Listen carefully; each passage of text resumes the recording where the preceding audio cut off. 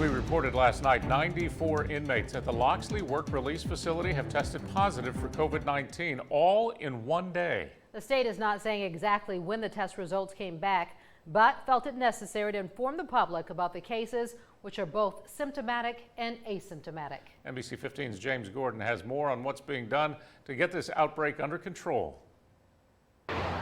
That number 94 sounds staggering, and it is, but the good news is that none of those inmates were actually out working in the community. All the testing inside the Loxley Corrections Facility was voluntary. Those newly identified positive cases include inmates who are symptomatic and inmates who are asymptomatic.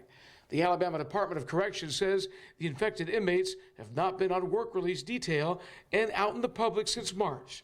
It tells us these programs remain suspended, so there are no inmates currently working in our communities or outside of our facilities. Since those inmates were not out in the community, this means the virus was brought into the facility by other individuals.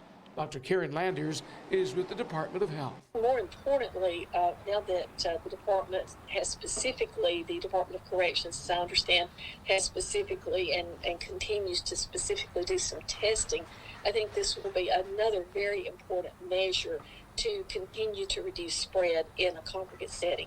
State corrections officials say all existing quarantine protocols, including contact tracing, are being followed. One other work release center in North Alabama had 69 positive cases, and the same safety protocols are being taken there as well. In Loxley, James Gordon, NBC 15 News.